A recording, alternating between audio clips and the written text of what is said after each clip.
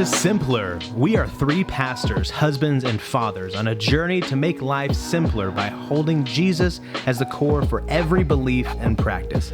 This journey has shaped us to be more like Christ, freed us from the shame of failure, and encouraged us to a deeper love of our Lord and God. We invite you to join us in the discussions that have shaped and continue to shape our lives.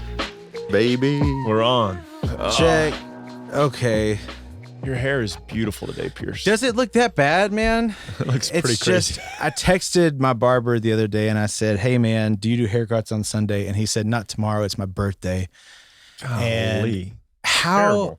unbelievably selfish was that? You know what? Come on, Miller. He's actually listening, and that's my boy Miller. So happy Miller. happy late birthday, Miller. My Hey, barber too. birthday. Yeah, what a great guy. Birthday boy. I mean, I don't know when the next time he's gonna get a haircut, man. His hair's gotten so long. But shout out to Miller. I need to cut my hair. I mean, do, I know man. mine's really short, Hey, but I'm liking it Miller, short. on these your days. birthday, do you call it Miller time? Oh, Hey, please do. It's Miller That'd be time. awesome. That'd be awesome. Ryan, how you doing, man? It's good to see you. Thank you. I'm doing well. We never see each other. I'm so glad that September is behind us. September was Yeah. very busy. So it's nice. We finally woke up. September ended. Yep. That's the joke. Oh. I'm gonna keep going with that joke. Okay. That's a Green Day joke. Wake me Okay. up when September ends. Oh, okay. Yeah. Nice. Yeah. That was after woke the up. sellout, right? Yeah. Well, it was during American Idiot, kind of during the time. Yeah, that was Yeah. after the sellout. Yeah. Green Day was very, very popular in 1993 when I went to Tech. Yeah, when Jurassic Park came out. Good year, man. Yeah. When I was 3, when I was but a lad. Micah, how you doing? Oh, I'm gosh. good, man. I'm good. Good. When you were but a lad. But a lad. We're in the time of year where Texas is cooling off, and so it's a good time.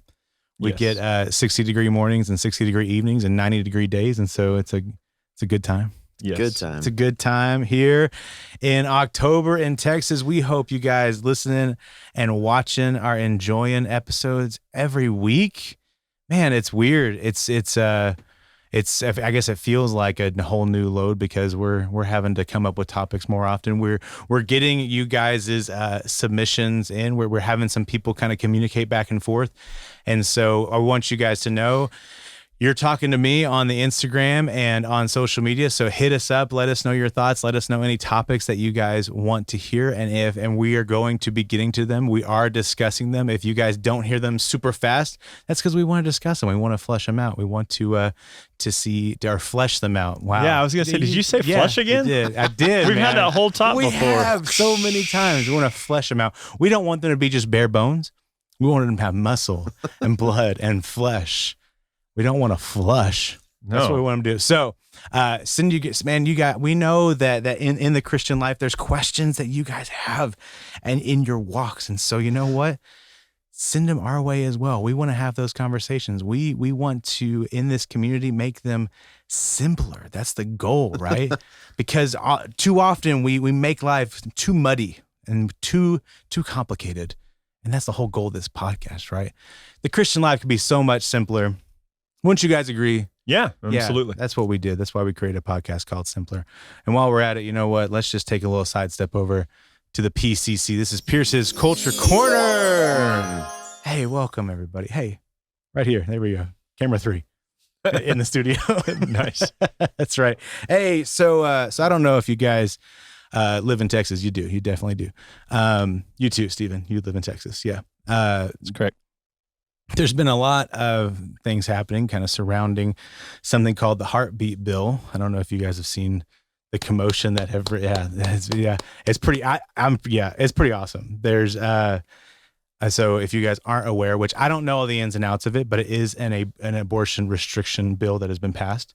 And like I said, I don't know all the ins and outs of it, but it's something that restricts abortion. You gave it a little bit more of a summary beforehand. Do you want to give that summary again, Micah, of just how Ryan might actually know more of the nuances. I mean, Okay. I'll give you the gist of it. The gist is like Texas has always kind of been in this camp of the forefront of trying to eliminate what Roe versus Wade did, right? Yeah, Roe versus Wade did in the 74? 60s, early 70s. 73? Basically making abortion legal in the United States. And so, I mean, I'm obviously not in that camp.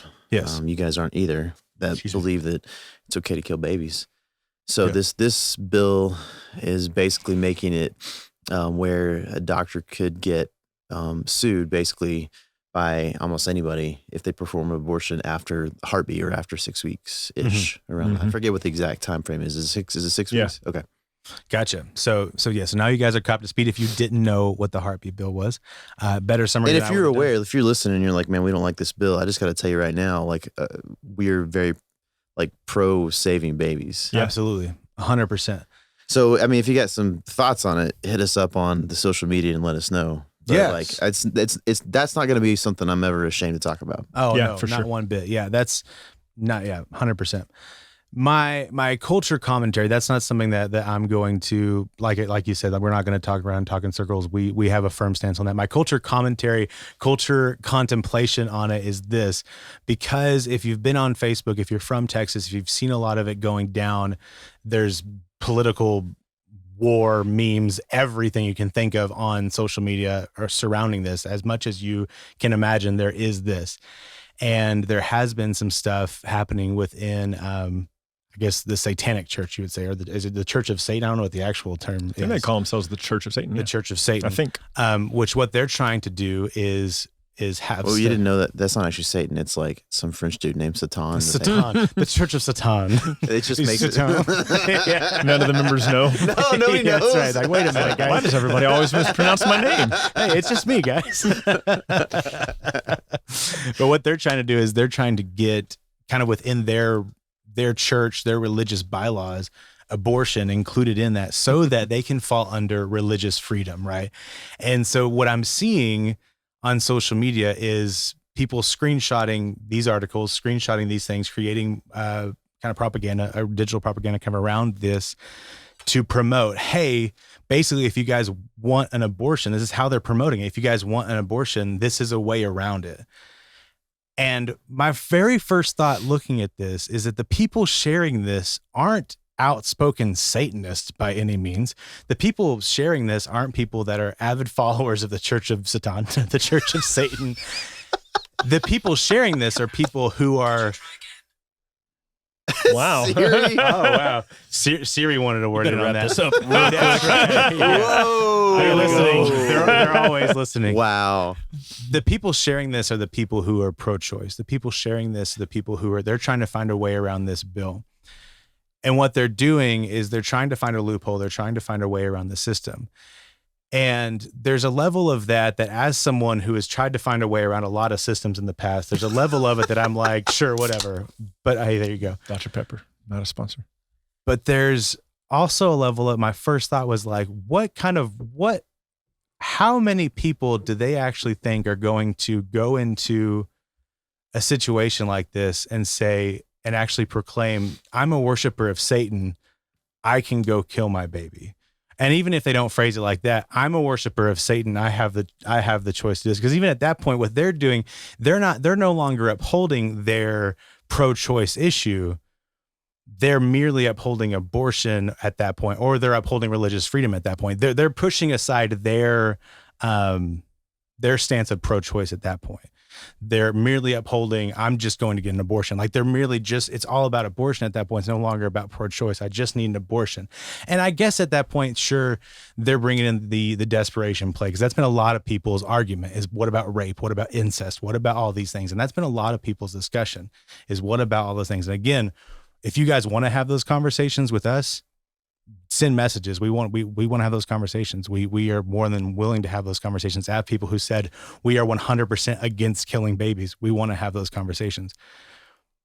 But at that type of play, what they're saying is, hey guys, go claim to be a worshiper of Satan and go get an abortion if you're 100% desperate. And I really am curious if we're going to see that. I have thoughts. Do you want to share those? Yeah. So I feel like what we're seeing set up right now is maybe a more sped up, intense process of what we call end times. I think that there's a lot being set up now for the things that we see played out in Revelation and Daniel, some other places. Obviously, you guys know Pierce, you're in this too. Ryan's officially now in this as well. Steven's in it big too, but we're all crypto guys. Hey, now I don't know if I'm a crypto guy, but I'm in. You're in. Like you've bought some. I have like my pinky toe in the water. That's right. But you're in. I'm in. So I think that one of the things I've heard that is a little bit disturbing is one of the guys I follow on YouTube. He's got the largest YouTube crypto channel. Says he is friends in the upper echelon of the banking system who say that the goal of the U.S. is to create deflation where the dollar has more value in the near future, setting up for the U.S. to have its own digital currency. And their goal with the digital currency is for that to become the one world currency. Like that is the actual statement of these bankers. So hearing that and then hearing people say, I'm willing to associate with the Church of Satan for my political viewpoints, seems to me like when you see these things played out in Revelation where all the people are gathered to oppose Jesus, this is the kind of stuff that sets up for that. So that's my thought is it's not so much a reaction to the politics of the law, but I think this is a lot of the actually Satan himself working to bring across and bring about what's coming in the end time. So as much as I'm like, I think it's stupid that someone would be like, yeah, I'm going to associate with the Church of Satan so that I can have my choice. There's part of me at the same time that's like, this stuff's coming. You know what I mean? And just because, just as a side note for some of you here, like, well, why are you in cryptocurrency if it's going to be a one world digital currency? Man, if I can do some kingdom work with the money from the enemy right now, bring it on. You know what I mean? Yeah. Like using the system. Using the system 100%. Yeah. So that's what I think is going on with, like, I agree with you. It would seem weird that someone would be like, yeah, I'm going to associate with this group just so I can be in my political viewpoint of abortion. But I think that if you look at it from a perspective of the end coming and the end being set up, it makes a lot of sense. Oh, 100%. Yeah. I mean, as bad as the last year and a half have been, a lot of people are feeling like we're right on the verge of end times. Yeah. Maybe we need to talk about that soon in the podcast. Yeah. The last days, you know. Let's do it. That'd be dope. I just think I just want to remind everybody who's listening that Peter and Paul also thought they were in the last days. Yeah, so like I mean, as Jerusalem fell in 70 AD, everybody's like, "Oh man, he's coming back. It's time." So our world is really bad, and it is why we need a savior. It is why we long for Christ and ache for Christ. And so, and maybe a point on topics like this, like obviously we are very pro-life here. Like, well, I mean, in 7th grade, I was wearing the Precious Feet pin on my you maybe lapel. are a little more pro-life for a long. But even in the midst of that, like I think it's important for us to remember that someone who disagrees with us on this issue is not our enemy. These are people that need Jesus too. And I mean, just to be completely honest, if you are someone who's a follower of Jesus and you are like for killing babies, I would love for us to have conversations. I'd be interested to know how you put those two things together. And you're going to ask me like, what about war? I don't love war either. I don't love killing in general. I think there's a lot of, bad stuff out there. But I think that like it's important for us to remember as Christians that just because someone disagrees with us politically doesn't mean they're our enemy. Yeah, I think that's super important because we three at this table and Stephen over there at that table, we love people and our desire is for people to know Christ. And it doesn't mean I have to have conversations with them all the time. No, but it does. I think what we can't do is we can't hate people because they disagree. With those things. And I think I would temper your statement just a little bit that you just made. Like you would have conversations with those people all the time. You wouldn't have conversations with those people that were fruitless conversations or where they were seeking warfare with you. Right. But I've never known you to not have a conversation with someone. If they really want to know and ask, it's just the combative people. I'm not interested in wasting my time with. So, but that to me is not conversation. Yeah, that's people who are seeking to they're just coming in to shoot you down. You're right. And so I've never seen you not engage someone in conversation who really, even if you walk away with disagreeing viewpoints, who really wanted to have a conversation with you, you're going to sit down with them. Always up for conversation. Yeah. So true. Absolutely. Good point. I had another thought about the currency thing. I just want to throw out there. Yeah. So we're all heavily invested in this company called Cardano. Mm-hmm. Heavily. I mean, like, again, I'm just including you with us. Okay. You're heavily. Pierce and I. When I start selling my artistic Steven- NFTs or something, then I'll be heavily Tony, invested. you said your pinky toes in. There are alligators in that water, and it's about 48 hours before one grabs your pinky toe and you're in. Yeah. Yeah, they'll pull you in. We'll see. It's funny because there's this community of people that are like in the camp of Cardano, like that love the company, love the product, love what it's doing, and there's all this like dissension for people outside of that community that like there's a lot of hate for Cardano from like some of the old school Ethereum guys. It's funny how it's like in the Cardano world, I mean in the crypto world, there's these cliques as well.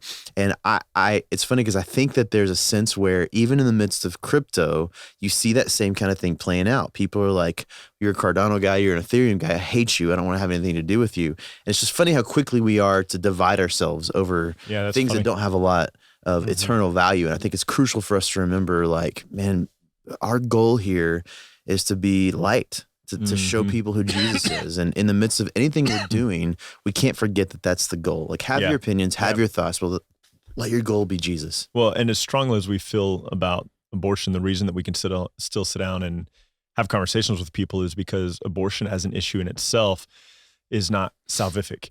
Yeah. It doesn't earn your salvation or lose your salvation. Salvation is still a matter of Christ, which is why for us, as passionate as we are pro-life guys, it is a secondary issue to Christ and the Absolutely. cross. Yeah. Absolutely. 100%. That was a great podcast, guys. Yeah, that All right. was. All right. See you later. Oh boy. Let's see here. What am I going to say? Oh my goodness. To do I don't this? even want to know How you what gonna your transition transition is on this one. Oh boy. Yeah. Oh boy. Well, we did a lot of talk about the Church of Satan, but I feel like there's another church that's even more popular than that. What would that church be? Well, what is the church? You know what, Ryan? I feel like you should ask that question and you should talk about that. I think that's what we're talking about today. What is? I think what we need is to go back to the one church? what is episode a the month. church? Because my brain can only handle one churches a month. One episode a month from now on. Oh gosh, what we need, Stephen, is we need really bad transition music so that when he's stumbling, trying to figure out how we. I don't have enough I feel pads like- for everything we need. I feel like the bad transitions originally were like they're just so bad, but now it's just a part of the episode. It's just part of it. That was 45 seconds of you going, Hey,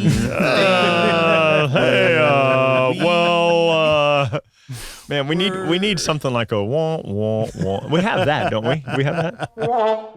There you go. There we go. Thank you, Stephen. it's all about timing though. You got to get it in the right Yeah. spot. And then if you miss it, you're like, all right. It's too late. Well, yeah. What is the church? Well, the church simply is the bride of Christ, and the church are those who have come to faith in Jesus. But Ryan, aren't all people who go to church on Sunday the church? Well, actually, Pierce, that's dumb. I mean, the reality is, here's the way that I think about it a lot of times, because I don't think it's changed from the first century. I don't think that, as a general rule, people's view of Christ has changed since the first century. And what you have is you have a lot of people who follow Jesus. He healed them. We talked recently in a sermon about him caring for people and healing people in their sickness, in their affliction, in their different various life circumstances. And he's ministering to these needs. And people would follow him. And in John 6, we see that a lot of people are following him. And then he raises the bar and says, unless you eat my flesh and drink my blood, you have no part with me. Yeah. And all the people go, we're out. We're gone. And they leave. Too weird. Too much. Yeah. And so I don't think anything's different in the 21st century than it was in the first century. I think that there are a lot of people who follow Jesus for what they can get out of it. And let's just be really honest. I can't prove this. I have got to find a book. Listen, I love to read. So if you're out there and you're a listener and you know, I don't know if there is such a book, but if you know that there's a book that talks about the early church in America, I have a theory that most of the first churches in any community in America were a business center. Because you would go there and you would know who you wanted to trade with and who you wanted to do business with. And that's how you'd know. You'd look across the aisle, oh, so-and-so's over here and they do this kind of work. I'll trade with them. And I kind of feel like that's still how churches are used today, that a lot of people who have prominent businesses are going to church and they're drawing in business. I don't know. I think that church is a lot of times just a trade center, you know? I don't think that it's very far away from Jesus saying this should be a house of prayer, but you've made it a robber's den, you know? And so I think when, Micah, what you were talking about a moment ago, when all of this comes to a head and we all have to live in bunkers and trade our crypto on some little thumb drive that we have with our hemp pants and our peppermint oils in our pockets. And I'm not taking shots at all of you guys. I'm just trying to be a little bit goofy. People really wear hemp pants. We're going to have to. It's just the law. Once you trade in Cardano or whatever it is, you know, like, yeah. But when the world comes to the brink and we are on the verge of the final and the revelation of all things and the apocalypse, a lot of people are going to be done with Christ. They're going to be done with the church because they're not going to be willing to suffer. They're not going to be willing to be called out as a believer. They're not going to be willing to possibly be arrested. They're not going to be willing to. Which I guess we could say we're seeing that in parts of the world now where there's heavy persecution. All over the world right now, right? And so we know with all the stuff that was happening in Afghanistan a few weeks ago that there were a lot of Christians who gave up their lives for their faith.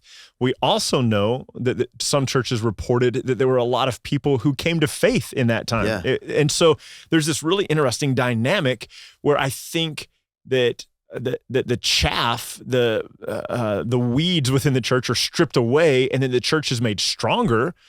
But the church is not just people who attend on Sundays. So listen to me carefully. Those of you who are who've been following this podcast for a while, your church attendance does not make you part of the bride of Christ, part of the church of God. It is your faith in Jesus. Yeah.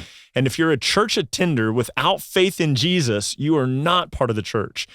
You might be a member. You might be like, well, I have my membership with such and such a church. They have my letter or whatever. But like that is not remotely the same thing. And it's just really interesting that like I recently sat down with a guy who is a Christian Jew, and he was talking about the ministry. I didn't know this. They don't like to be called missionaries because in Israel, apparently, a lot of people, when they think of missionaries, they think of Mormons. Well, no, they actually think of stuff like the Crusades. And so that's what they associate missionaries with. And because the Jews are like, man, we serve Yahweh God, and you're coming in here and you're trying to lead me to a false God. And so really these and force me into this other kind of thing. So he was saying that they don't like that term. And he said, and Jews loathe the cross, like loathe it, like consider it wicked, and would never be caught dead with it around their neck or on a shirt or on their church or whatever. And he said that they'd been doing some work in this community for a few years and building relationships with these people and leading them to Christ. And he said that a guy came from Mexico or something like that and dressed up like Jesus and drug a cross all through Jerusalem for a few weeks and basically wrecked everything they had done, because immediately the people were like, oh, so this is what you Christians are all about. And Yikes. And so like, anyway, like to belong to the church, to be part of the church is to be people of faith, to be people who say Jesus is our Lord. And so, talk more about that. Go. What do you guys have to say? I think you're alluding to like a cultural misnomer in what you called the early church earlier. I think there, for a long time, at least in the West, has been this. I'm obviously not a Christian historian, but from what I understand, It'd be so cool if you were. That would be so cool. Yeah. It'd be cool if I had the motivation to like put the effort in to do the classes. It's not going to happen because there's a lot of my smarter friends out there I can just ask questions about who've done this. Anyway, so from what I understand, it's when Constantine like implemented his verdict or whatever, that everybody had to be Christian. In essence, that's kind of what we can see as like the beginning of what I'm going to call the institution of the church. Mm-hmm. And I feel like the institution of the church is when like the death of what the communal aspect you see in Acts, for example, how the church lived began. I think you see pockets of it that have survived, obviously, through the years.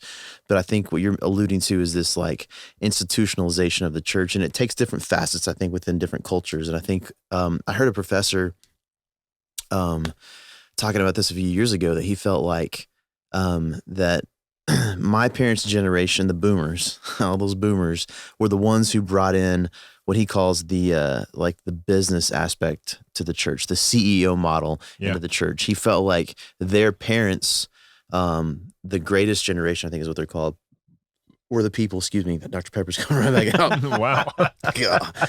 were the ones whose like entire world was wrapped around doing life together.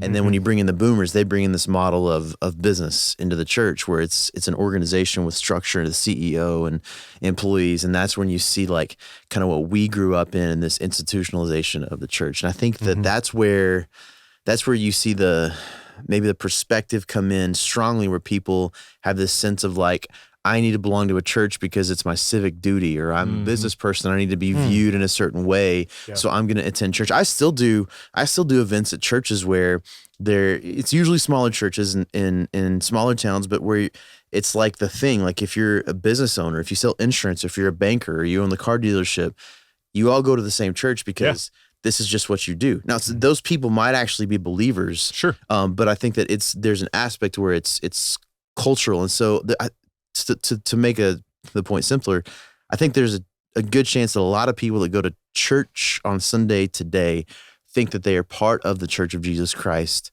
for something other than faith. Yeah. And I think I don't think we have to throw the baby out with the bathwater. I don't think we have to get rid of the structure of what we call church on Sunday in the way that it is. I think we can start removing some of the institutionalization of it and go back to this communal kind of model. But I think that what's important and crucial for us who have put our faith in Jesus is to remember that even within our churches, local churches, there's opportunity to share the gospel with people, because there's people that are in churches that aren't actually part of the church, which is the Church of Jesus Christ. Yeah.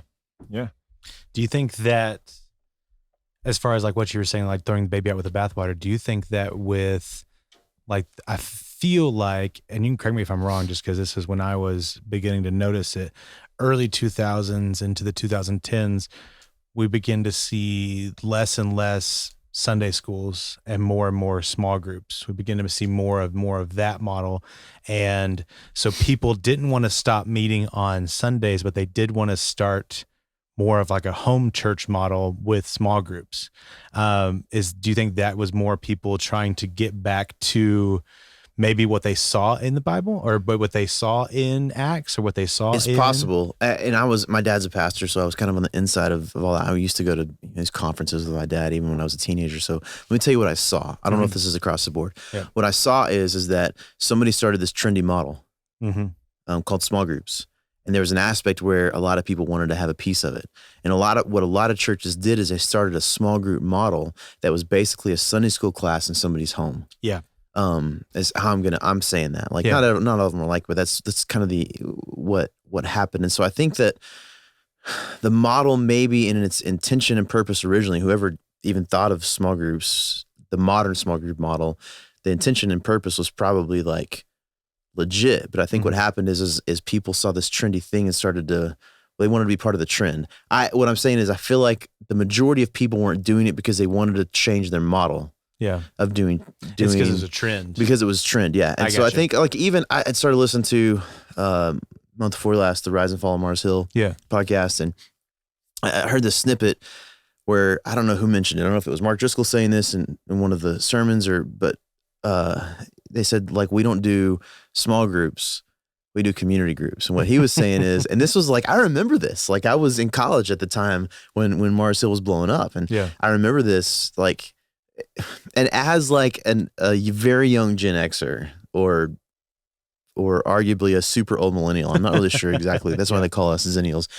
I remember the feeling like emotionally of saying, I see the fallacies in the way that people do church, that this isn't actually the Church of Jesus Christ. This is like some other model.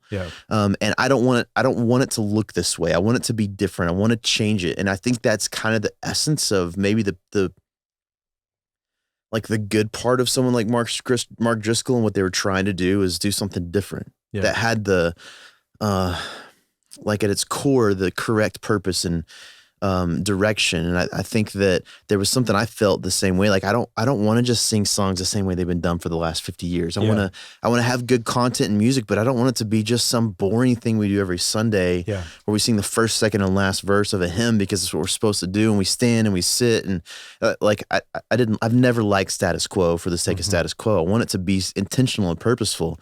So I felt that like I wanted it to change, but I think that when someone creates a model that looks a little different, there's obviously resistance. There are a lot of people who are like, we're not going to change. We're going to keep church the way it is. And there were people who like, we want to change, but they didn't know why. They just wanted to do something different. And I think what was missing in all that is a recognition that, like Paul says in 1 Corinthians 12, that we are one in Christ, made one by the Spirit, that those who have put faith in Jesus Christ are the church of Jesus Christ. Nothing can divide us because we're made one by the Spirit. We can act divided. We can disagree on things and worship in different places, but you can't actually divide us. Because we're made one by the Spirit. The Spirit can't be broken. The Spirit can't be separated.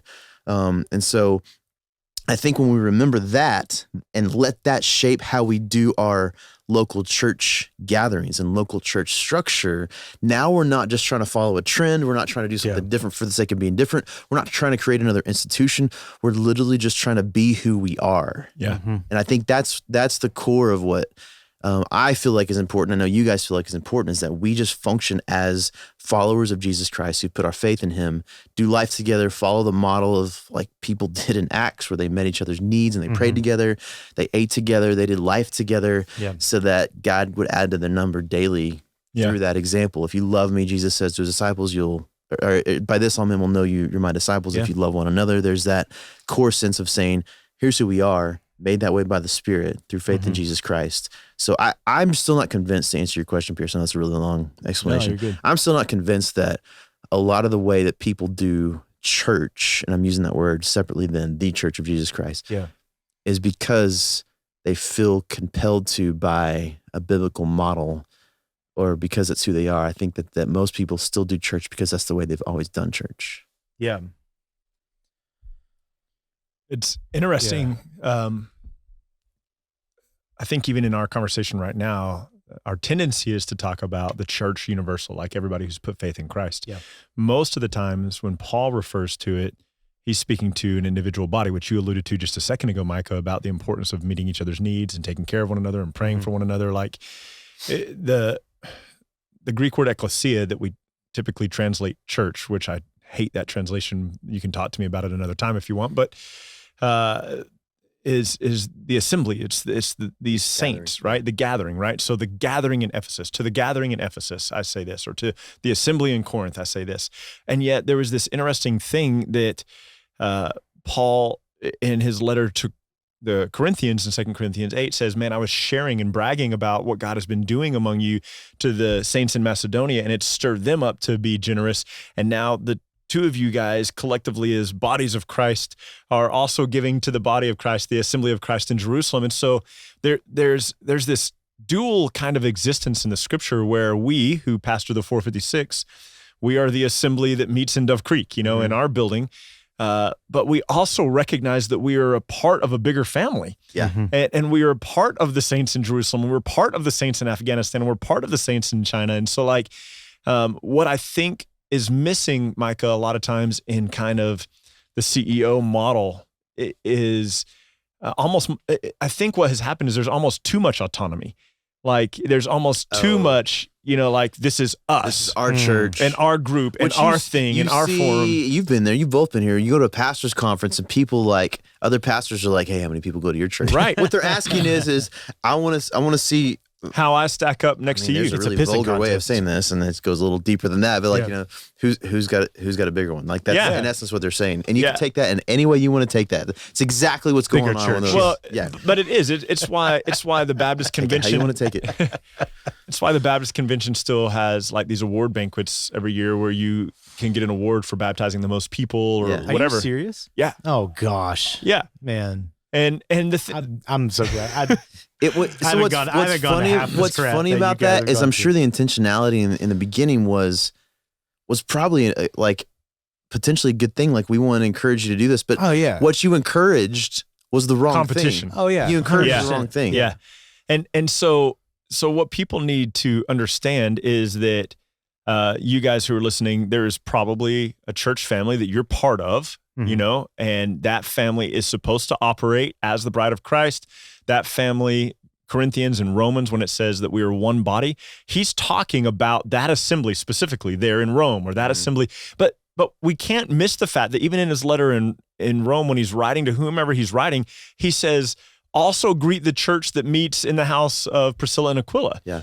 Like, there's this idea that there are these couple, at least two church bodies in Rome, and not only that, but Colossae, right, and Ephesus. He encourages them to read the letters.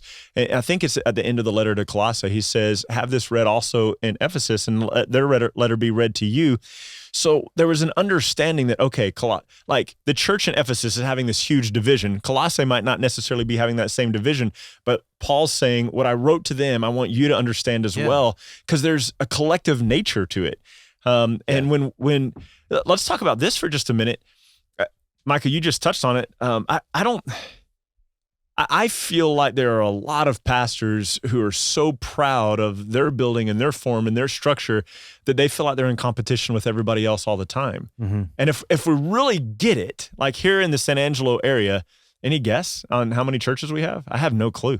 I mean, 100 churches, maybe? Are we talking about are we talking about churches who agree with us on faith? No. In general? Well, just how many churches? Churches that would proclaim Christ. So like not, So Mormon the answer is So like not churches that preach like salvation by works or anything like that. Yeah. I mean, there's still a lot. Quite a few.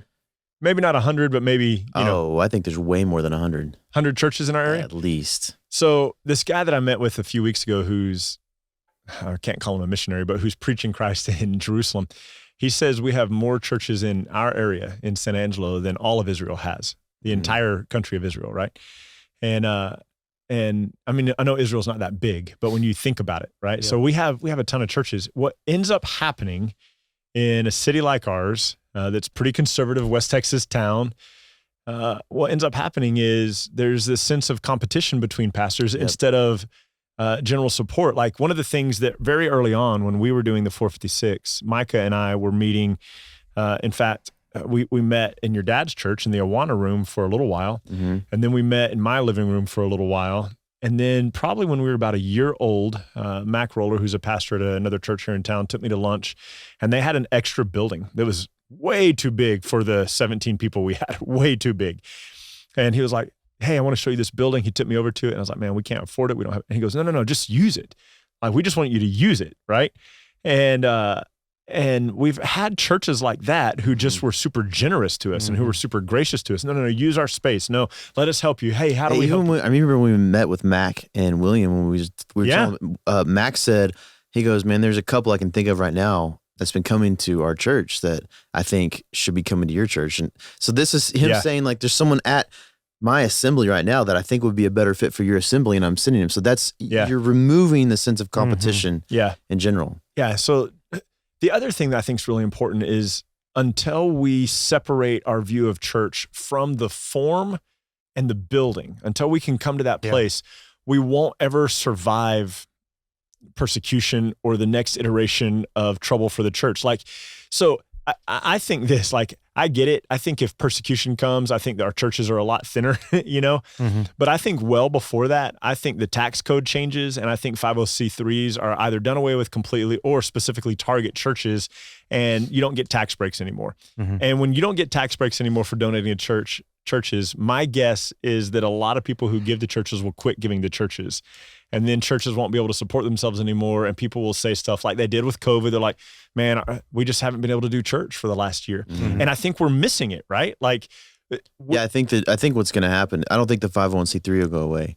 I think that they will, if there's anything happens, they will have to say, they're going to try to say that churches don't qualify for that anymore because of some oppressive thing. The reason I say that is because the NFL is a 501c3, and so that's never going away. Oh, gotcha. Yeah.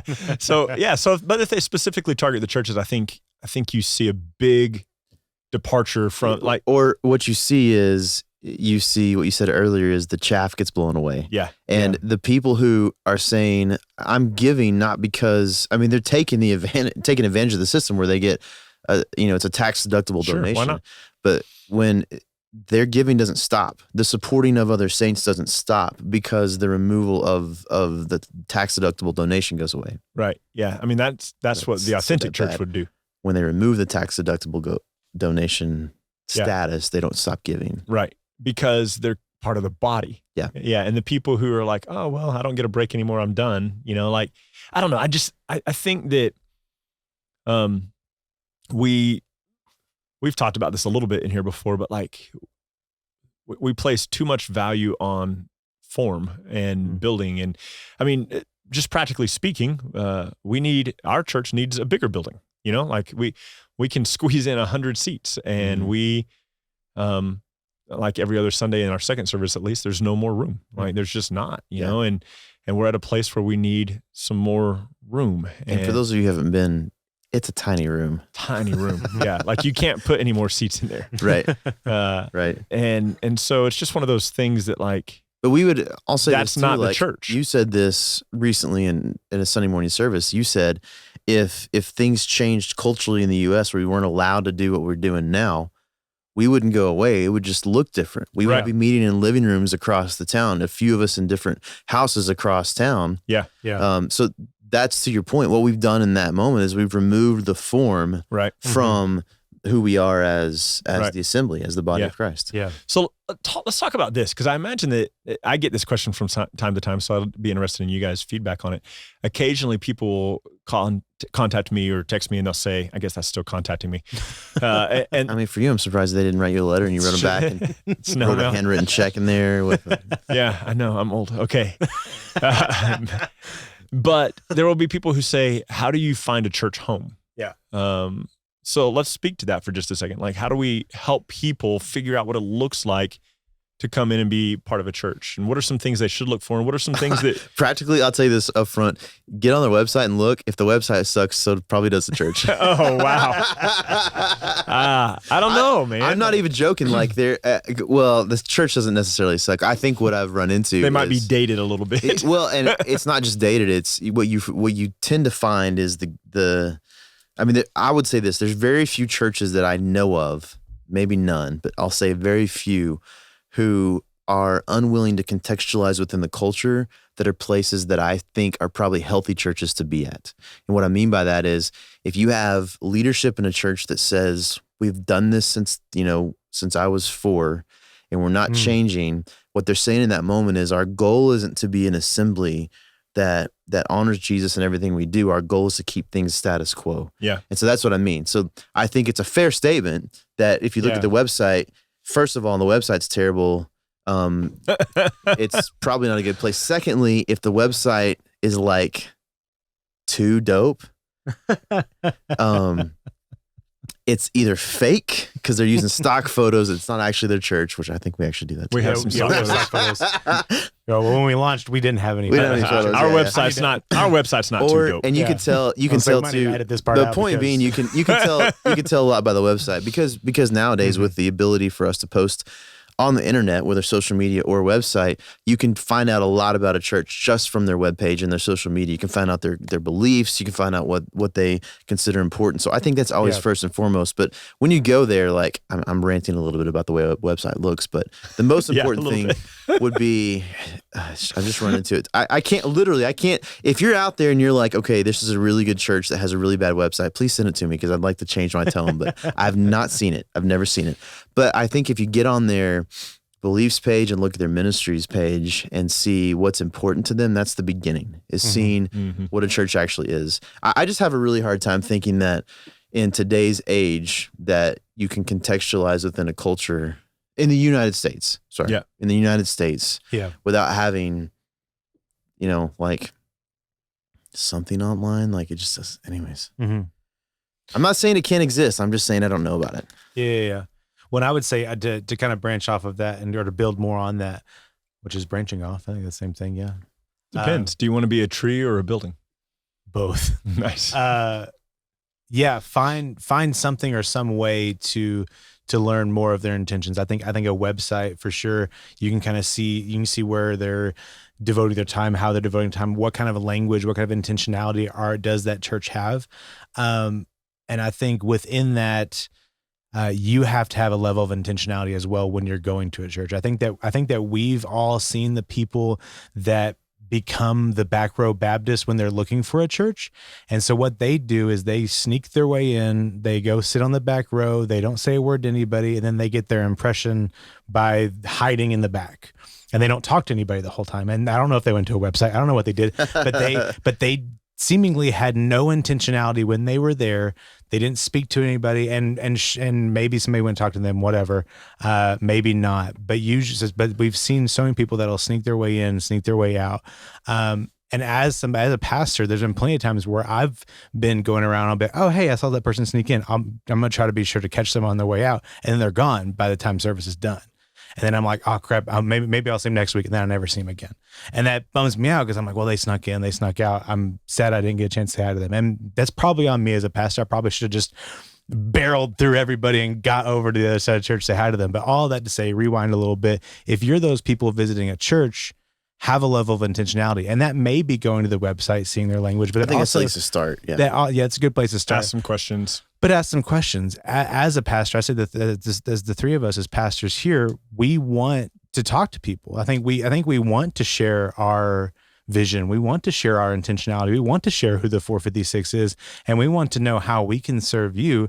And I think that being said as well, kind of back to what Mac had said about some people as a part of Glen Meadows, if you aren't a good fit for the 456, we want to help serve you to see how you can be a good fit anywhere else. Like Sure. we want to figure. We Okay, want you to be connected to an assembly of believers. yeah, The goal's not to build our local church. The goal Exactly. is to provide an opportunity for people to gather together, to do Yeah. life together, to worship together, to Yeah. learn the word together. And Yeah. so if you're searching for a church home, and you're say you move somewhere new and you go to a website and the website is exactly Micah's parameters. Oh, side note on that. Let me just define that a little bit. I'm not talking about a badly designed website. Yeah. Like there's Oh, okay. That's what I thought. what you I were mean saying. is what I mean is like if you have a dude who in the late 90s learned how to take a Word document and then post it online. Like if the website has a homepage that has a beliefs page, and like that's even if you don't like the design, that's a website. Yeah. What I'm talking about is people who like you go to their website and it's like a Word document that says, you know what I'm saying? Yeah. That's what I mean by a bad website. I got you. And what I mean by too dope is like if it looks like it's a carnival, it probably MySpace is. page. Man, I miss MySpace page. Those ones. Well, you know, So that's what I mean by bad website. Some- Is like you can't get any info from the website. Here's what. Okay, so here's what they're saying. Micah says if it's an ugly website, don't go to that church. And Pierce says if you're visiting a church and you don't talk to anybody and you leave, it's your fault.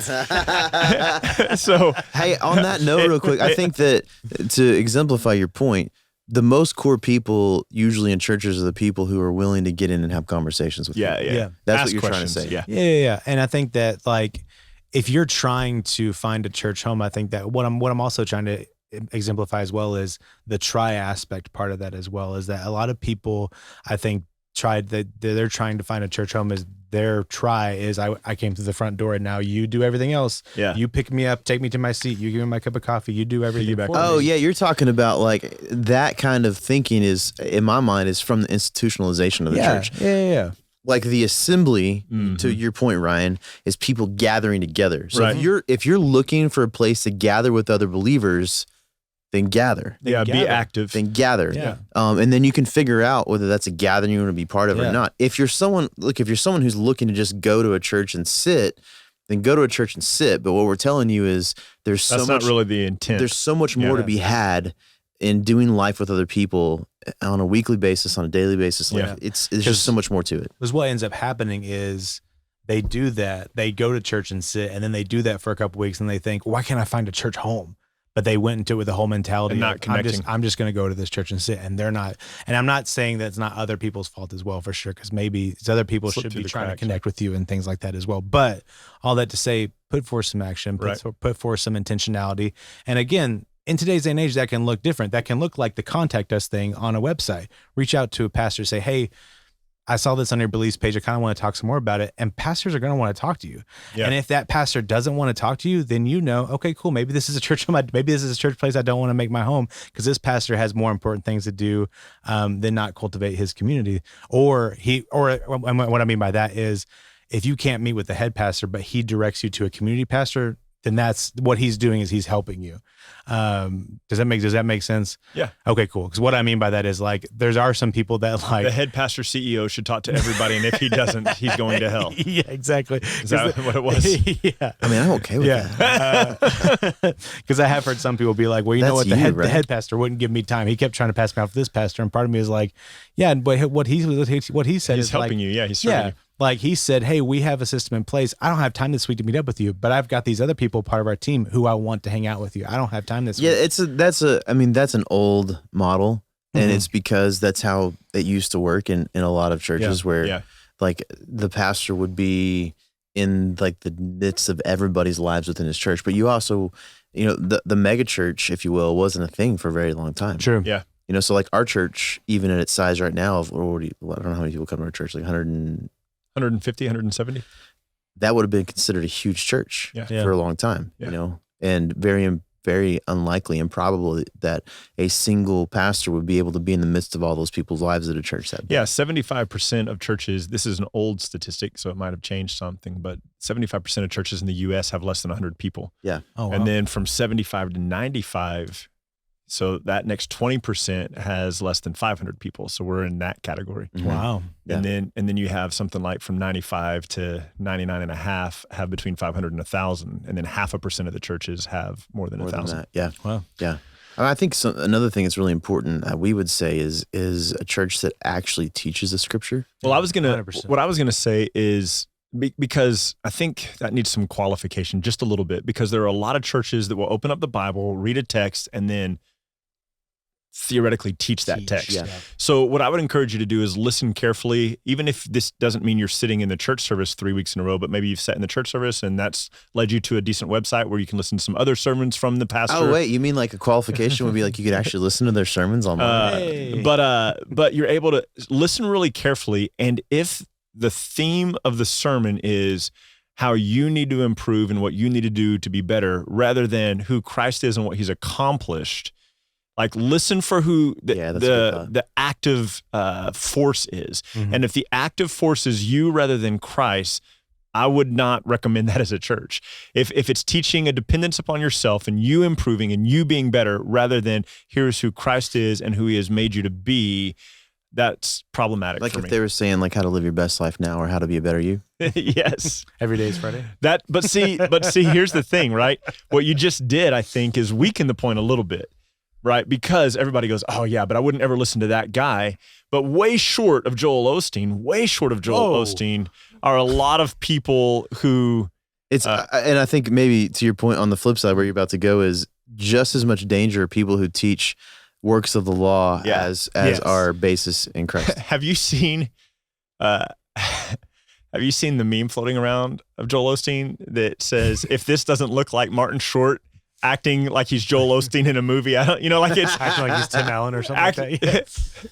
Yeah. yeah, what is it? It's like Martin Martin Short pretending to be Tim Allen. yeah, I don't Pretending know. to be It's, Michael Cera or something like that. it's and they crazy. combine the three of them. yeah. Yeah. Oh, it's so funny. Yeah. Anyway, I did. the church, a collection, a group. I think another thing, I know Yeah. we can go on this forever, but like one more thought is like a church that actually wants to be part of each other's lives. Like wants to have Mhm. community together. Yeah. If it's a church that just does programs over and over again, it's not necessarily a bad place to be. I just think you're still missing the opportunity to have this incredible Yeah. relationship with people. Mm-hmm. And you're missing out on the joy of what you could have. Yeah, Yep. absolutely. Yeah. So the church Yeah. is the bride of Christ. The church is the bride The of Christ. local church is a bunch of people who put their faith in Jesus simply to go, oh, this is it. This is it.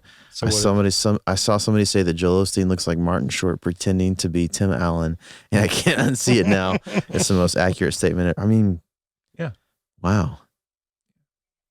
Is that what he looks like today? Because that's what he looked like when I was like 15. I don't think he ages, man. He doesn't. I hate those people who don't age. Come on. You Asian. I saw a picture of myself the other day and I was like, man, I looked like soft, like just really clear skin. And I was like, I look old now. Like I look bad. And the guy who texted me, I said, when was that from? And he said 2019. And I was like, man, 2 years have been rough to me. And then he goes, no, man, it's just my camera. It was broken back then. It made everybody look soft. That's funny. Sorry. Man, I look at myself in the mirror every day. And every day you can see it every day. And I'm like, man, the bags under my eyes are getting bigger and the wrinkles around my eyes. And the light fixtures that we put in that house, right? Over the sinks, I really like them. They look nice, but for whatever reason, so you'll put in, there's 3 light bulbs over my wife's sink, 3 light bulbs over my sink. And for whatever reason, it's kind of a loose fit in there. And so you'll put the light bulbs in, and then occasionally they just start going out one at a time. They just start going out, and they'll flicker for a little bit, and it's like a horror movie. Something's wrong. And you're standing there in front of your mirror, and it's like a horror movie, and you're getting these shadows under your eyes. You're like, it's like, golly. Yeah, that's not okay. So we had That's a 6. fire hazard. We're down to 1 now, 1 bulb, and I replaced some this morning, and so That's an issue I need to look at for sure. yeah, if you don't mind. So the church The church, is the bride of Christ. church is the bride of Christ. Yeah, I think it's easy for us listening, for you guys listening, and for those of us who are involved, to get into a mindset of attendance, for us to get into a mindset of routine and roles. If you volunteer at your church and those types of things, to think like, this is just what I do. This is who I am as a Christian. This is just part of it. And they think like, and it's good to point back at something. I was just talking to somebody about baptism as well, and how like these things in our Christian life, those are things that it's easy to point back on and say, well, I was baptized, so therefore I'm a Christian. Well, I went to church on Sunday, so therefore I'm a Christian. And it's easy to point back at these things that we do and say, this is the weight or the foundation upon my Christian life. And that's where you point back and you prove to people that you're a Christian, or it's you prove to God that you're a Christian somehow. Whereas it is our faith in Christ. And so the same thing with the church is the collective, the bride of Christ. And so that's what makes us the church, is who we are in Christ. And so we are Christ's people, and we are drawn together to be that. And so as we gather together in local bodies as churches, we live out who we are as the church, and take to heart these practical applications that we have put forward for you guys, that you'll move around and you'll shift around. Actually, you know what? Well, real quick, I wouldn't mind you guys sharing, and I can share it too. One of the things that we have tried to exemplify, and try to shift the culture in, is people move around a lot for school and for work and for a lot of things. And one of the things that we've tried to kind of shift the culture in is, maybe instead of moving for all these different things, is maybe moving for or staying put for a community, or for the church, the local body that we're in. And so, I don't know. I mean, that's. I mean, am I wrong in saying that? Well, it's a long conversation, I think. It is a long conversation. The short version of it, because I think that was hard to understand a little bit, but it was, and that's what I was saying. The short version of it is, biblically speaking, when you look back at guys like Abraham, they built community because they couldn't just pick up and move somewhere else without packing up their whole family and going. Now you can go to college halfway across the country or around the world, and then after that you can fly to another place around the world and get a job. And it is so easy for us to move that we do. And as a result of that, very seldom are we able to put down roots and build community. So Micah Micah is still traveling and preaching some. I traveled and preached for 20-something years. We've had churches through the years who have offered us other jobs. And the thing that we kept coming back to is, we want to be at a place with the 456, which is 12 years old last month. It was 12 years old in September. We want to be at a place there where we have developed relationships, where we have some longevity, where we've watched these kids who I mean, like we've seen people in our church get married. Like we've seen people in our church have kids. Like we're watching families grow. My brother-in-law, who was on staff at a church for 18 and a half years, at first was the children's pastor and then eventually became the youth pastor. And so there were literally kids that were in his children's program that he was then their youth pastor, that he's then done their weddings. And he knows these families and he's walked with them. And that's kind of missing, I think, in our culture today because everybody's so in a hurry to be somewhere else. And I do think that there's great value of finding a place and being connected to it. Yeah. Mm-hmm. Yeah, I think that there was a lot of talks that we had kind of in our small group. I don't know what we called it all back then. I guess small groups with a lot of the college students a few years ago, Micah, because of that mindset, because of the way that we're trained and we're taught is okay, you're going to graduate. Where are you going from there? Okay, you're going to do a 2 years associate program. Where are you going from there? Okay, you're going to get your bachelor's. Where are you going from there? And that's kind of our culture is exactly that. Well, and the stories I hear a lot are people who say they'll message us back and be like, we've been away from you guys for a couple of years. We're having such a hard time finding a church. Mm-hmm. You spend years and years and years trying to find a community I'm not saying it's wrong, but like you left for the sake of a job. Yeah. And you've sacrificed potentially an opportunity to have this spiritual growth with people doing life together, to watch your kids grow up in a culture that you think is important as far as their spiritual growth goes for a job. And I think to your point, I don't think it's wrong. I'm just saying so our culture is so bent on success in industry and in careers that we sacrifice the thing that seems to be so core for us in like biblically speaking. Well, not to relaunch this whole talk that we were wrapping up there, Pierce, but I honestly, that was such a shift, and that is not talked about anywhere. No, it's not. It's really not. And I think it's very important in the midst of the conversation. It is, but to flip it on its head, instead of, because that's talking about the church goer. Mm-hmm.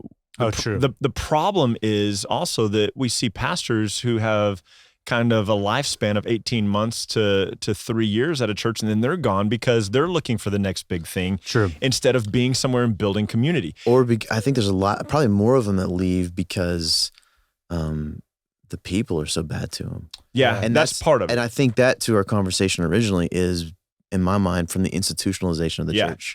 Well, you have, I mean, in the tradition we all grew up in, you have deacons who function as overseers. Yeah. And that's who run the show. Yeah, who run the show. And that's, I mean, honestly, like I got a buddy, pastor's not too far from here, that I asked him, something happened last year, and I was like, dude, how do you even pastor a church after this? Like, where do you go? Like, if they're not going to listen to like the direction for you in this. He was like, dude, I have no idea. Yeah. Like this is the kind of situations pastors are in. Yeah. And so you go from one place to the other or whatever. And I think because of this idea of pastor, CEO kind of boss, I do think though, when a pastor, I'm more cynical than you. You're looking at it from the side of the pastor being picked on by the deacons, which does happen all the stinking time. I'm thinking more of the guy who gets a job to pad his resume and then goes to the next church, and then he goes to the next church, and then he goes to the next church until he gets the job he wants, like really wants. But it's hard for a church. Like, you're asking people to trust you. You're asking people to share their lives with you and their families with you. And that's really hard to do if first of all, if you have a pastor CEO model where that's the guy, and then it's really hard to do if that guy changes and it's a new family and a new person every few months. And so community and building community really matters. Yeah, absolutely. Well, I'm sorry to bring it up, Ryan Pierce, but I do think that it is. Sorry that our podcast was 2 hours today, I think, Pierce. Yeah, no, I think that it is something that what we in culture, especially in Christian culture, there's been this huge shift to be like, okay, I have aligned my life with Christ, and there is this. There has been, at least in my kind of circles, there has been more of a shift of like, okay, it is not like Jesus first and then this big list. It is Jesus, and then how does that bleed and permeate into my life? And there's more and more and more of this understanding. But for some reason, when it comes to trajectory of life, career dictates where that guides and how that is fed down the path. It's the first question you ask somebody when you meet them. Exactly. What do you do? What do you do? And which is fine. There's nothing wrong. There's nothing wrong with moving for a job. There's nothing wrong with any of these things. I'm a fisher person. But I'm a fisher person. No context for that joke. There's and we're not even going to give it to him. But it's not like, even for somebody who has been like, who has had so many of these thoughts and these questions for so long in my own life, 3-4 years ago when these things were brought up in our small group, I was like, yeah, why don't we stay put? Like, why can't we just fight to find a job here whenever the majority of my life is going to be wrapped around this community? Mhm. And I mean, we have Christmas movies every year that say, hey, a job's not more important than your family. Hey, And Hallmark is the best theologian. Like even the world gets it. We as Christians have a bigger understanding of this. Like, come on now. Like, we really. So anyway, all that to say, there's a reason why I brought it up. Find a good community and stay. Find a Yeah. community, stay. The church is the bride of Christ. We as the people who have placed our faith in Christ, we are the church. That's the simpler view of church. Just because you attend a church, it doesn't necessarily mean you're a part of it. What's the just because you're in a garage doesn't mean you're a car. What is Yeah. is that the Tozer quote? Who was it? It was like Tozer or Lewis, one of those. I don't know. people My said college that. pastor used to say it all the time. I don't know Yeah. who he got it I from. forget who it was. Just because you're in a garage, it doesn't mean you're a car. Just because you're in a church doesn't mean you're a Christian. So all that fun stuff. Well, if you guys don't have anything to add, sorry to derail us for a little bit. Micah, you got a simpler hack for I us? do. It is the fall officially. Yeah. Now, I believe the end of September is officially the fall, but for whatever reason, it's like, I feel like the flies and mosquitoes know that their end is coming for the year in a lot of places. And I don't know what it is about the fall, but the flies just come out like crazy. Mm-hmm. Anyway, so I learned about this dope way to deal with, if you have a pesty fly, like you can't get rid of, you can't get it, you can't swat it, you don't have like any way to kill it in the moment. A really quick and easy way to deter it is to spray it with Windex. Apparently Windex keeps them from being able to fly. So, and you don't have to aim really good with Windex. Nice. Just spray with Windex in a bottle, and it will cease to be able to fly, and you can kill it and be done with it. So Nice. that's how you deal with pesty flies. And your windows are getting cleaner too. And they're cleaner. Just spraying with Windex. That's what you got to do. Just coat the flies. There was I forget who I was talking to, but I was talking with somebody about a hack like that because it coats their fly. It coats their flies. It coats their wings. And I was like, yeah, so yeah, just do this. And they were like, oh, so torture them to death. And that was their first response. What? And I was like, It's a fly. and I was like, but bro, it's a fly. Like, we're fine. And he's like, yeah, okay, fine. And I was like, so apparently I was the bad guy in that situation. Because you killed a fly? Because I killed a fly. Speaking of being a fly, He's Steven's probably pro-choice. isn't he? Steven's over there. It's not the worst one I've had. It's not the worst one. Like a fly on the wall. Oh man, we're at the Garden Audio as always, and Steven's keeping it fly, and keeping it flies. I don't know. Yeah, no, that were you trying to play this? Hey, there we go. Yeah, go follow at the Garden Audio on social media. See what he's got going on. Steven knows all about gear. Steven keeps it hot in the studio. All that fun stuff. I don't even know what I'm saying anymore. We're on social media. Well, Are you having another stroke? I don't know anymore, man. We're gonna wrap it up real fast. So I can just pass out. You trying to segue again? I know. Man. I'm just caught up on it. We are at Simpler Pod on Facebook and Instagram. And find us all on Spotify and Apple Podcasts. Subscribe where you can. Leave a review where you can. It helps. And again, get in contact with us. Talk to us about stuff. Let's further the Simpler community. Give us submissions. We want to hear what you guys have to say. Like I said, we're every week now so you want to subscribe. You want to get the notification because you want to see what we got going on. And if you have questions or thoughts, let us know so we can turn those into episodes as we continue on. And as always, keep Christ as core. What could be simpler than that? We'll see you guys next week. Bye.